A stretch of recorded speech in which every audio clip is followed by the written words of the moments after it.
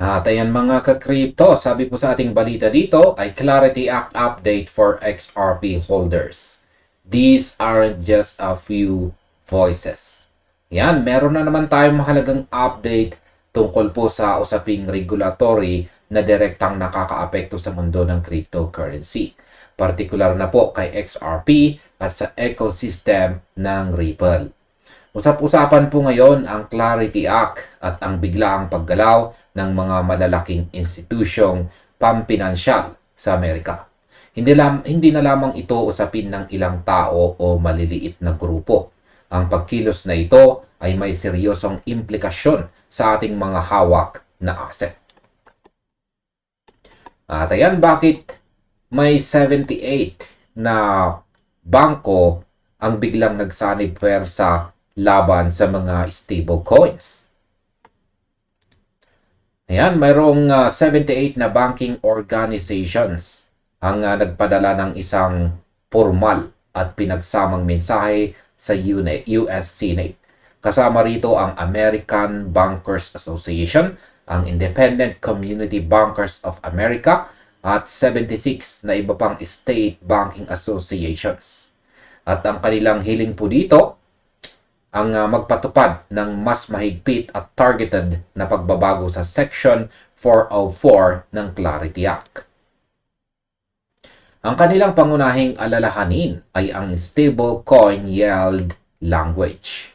Sa tingin nila, ang kasalukuyang mga probisyon sa batas ay hindi sapat para pigilan ang mga crypto platforms sa pag-aalok ng mga reward na mukhang interest. Sabi ng mga bangko, ang mga reward na ito ay humihila ng mga deposito palayo sa mga traditional na bangko patungo sa mga digital asset platforms. Ang analyst po dito na si Bank XRP ay nagbahagi po ng mga dokumento na nagpapakita ng dami ng mga signatory mula sa iba't ibang estado sa Amerika. Mula po sa Alabama hanggang Wyoming. Ipinapakita nito na ang pressure ay hindi lang galing sa iisang sulok, kundi isang malawak na koalisyon ng mga bangko. Sa aking opinyon, ang kilos na ito ng mga bangko ay isang defensive move. Nakikita nila ng stable coins ay nagiging seryosong kompetisyon sa kanilang tradisyonal na savings account. Ang takot nila ay mawalan po ng liquidity o yung pondong nakatago sa mga bangko. Pero sa kabilang banda, ang pag-pressure na ito ay pwedeng maging mitsa ng mas matagal na pagkaantala ng batas. Kung hindi ito maayos agad, posibleng ma-delay ang pagpasa nito bago pa ang August recess. Ito ay isang klasikong banggaan ng old finance at saka new finance. At ngayon, ano nga ba ang loophole na ginagamit ng mga platforms? Bumalik po tayo sa nakaraang July 2025. Ito ay kung kailan naipasa ang Genius Act. Ang layunin po ng batas na ito ay pagbawalan ang mga stablecoin issuers na magbayad ng interest ng direkta sa mga holders. Pero tulad ng inaasahan, nakahanap ng paraan ang mga crypto platforms. Imbis na tawaging interest, ginawa na lamang itong rewards. Sa ganitong paraan, nakakaiwas sila sa limitasyon ng batas. Ang mga banking associations ay nagbabala na ang Section 404 ng Clarity Act ay kailangang maging mas malinaw para hindi na magamit ang loophole na ito. Ayaw nilang payagan ang anumang incentives na nag-i-encourage sa mga customer na i-hold ang kanilang stablecoins ng matagal para lang kumita ng passive rewards. Gusto nila ang stablecoins ay gamitin lamang para sa mga transaction at hindi bilang investment tool na may interest. Sa aking opinyon, ang paghahanap po ng workaround ay natural na reaksyon ng market. Pero sa mata ng mga regulator at ng mga bangko, ito ay pagtatangka na makaiwas sa batas. Ang punto ng mga bangko ay may punto rin. Kung ang isang asset ay ginagamit na parang savings account, dapat ay sumailalim din ito sa regulasyon ng mga bangko. Pero ang challenge rito ay kung paano ito babalansihin nang hindi pinapatay ang inobasyon sa crypto. Kung magiging masyadong mahigpit, baka mawalan ng gana ang mga gumagamit ng stablecoins. Ngayon, may epekto ba ito sa RLUSD ng Ripple?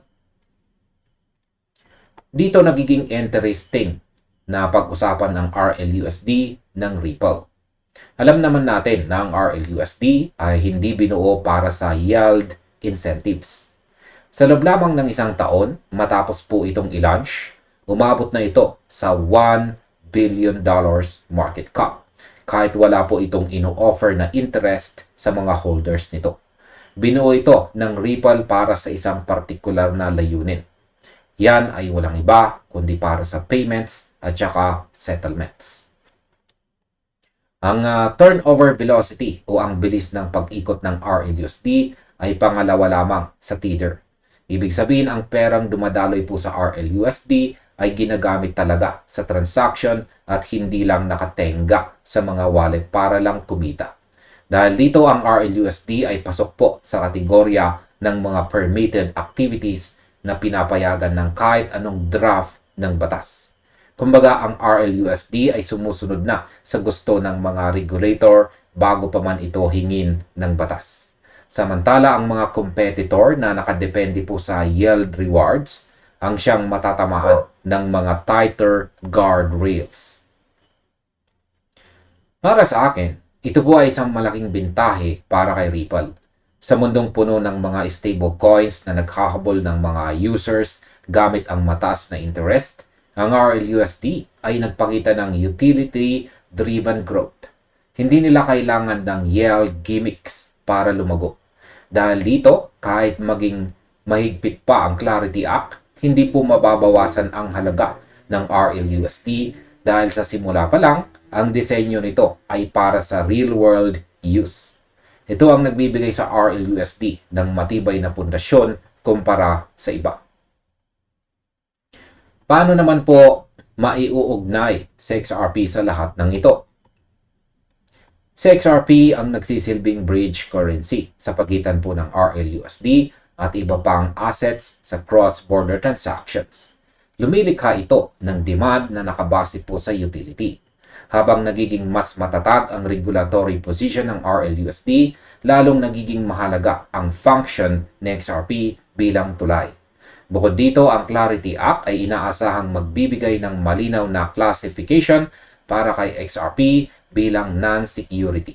Ito ang matagal na nating hinihintay para tuluyan ng mawala ang legal uncertainty na humahadlang sa mga institusyong pumasok sa market. Sa aking opinyon, ang pagkakaroon po ng malinaw na legal status para kay XRP ay parang pag-alis ng tinik sa lalamunan. Kung ang batas na ito ay maipapasa at malinaw na sasabihin na si XRP ay hindi security, magbubukas po ito ng pinto para sa mas malaking institutional adoption.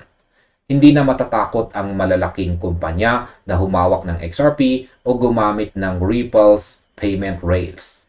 Ang Clarity Act ay hindi lang tungkol sa stablecoins. Ito po ay tungkol sa pagbibigay ng green light sa buong XRP ecosystem. Ano naman ang susunod na mangyayari sa batas? Hindi pa tapos ang laban. Ang Clarity Act ay kailangang i-reconcile sa Senate Agriculture Committee's Digital Commodity Intermediaries Act bago po ito magkaroon ng full Senate vote. Pagkatapos nito, kailangan pa itong i-reconcile sa bersyon ng House of Representatives. Marami pang proseso ang kailangang pagdaanan. Gayunpaman, ang pagpasok po ng 78 banking organizations na formal na humihingi ng mas mahigpit na rules ay isa pong malaking development. Ito ay pwede pong magdulot ng karagdagang pagkaantala sa pagpasa ng batas. Marami ang umaasa na maipasa ito bago ang August recess. Pero sa dami ng mga bagong pressure at request, hindi natin masisiguro kung kakayanin ang timeline. Sa aking opinyon, ang delay ay hindi palaging masama. Sa politika, ang pagkaantala ay kadalasang bahagi ng pag-ayos ng mga detalye.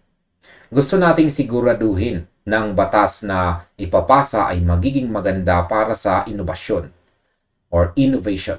Hindi yung batas na sisira sa growth o paglago ng crypto.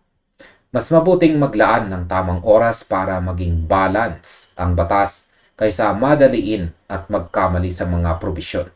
Ang mahalaga ay manatiling nakabantay tayo sa mga susunod na balita dahil ang bawat pagbabago sa text ng batas ay may malaking epekto sa kinabukasan ng ating mga asset. At ayan, sa pagtatapos, manatili po tayong nakamonitor sa mga kilos sa Washington. Ang mga bangko ay may malakas na boses, pero ang community ng crypto at ang halaga ng technology ay hindi pa rin pwedeng baliwalain. Ang utility-driven approach ng Ripple at XRP ay naglalagay po sa kanila sa isang magandang posisyon, anuman ang maging huling bersyon ng batas na ito. At hanggang dito na lamang po tayo sa video na ito mga ka-crypto. Maraming salamat sa inyong panonood. Maaaring panoorin na rin po ninyo sunod ang recommended video natin dito.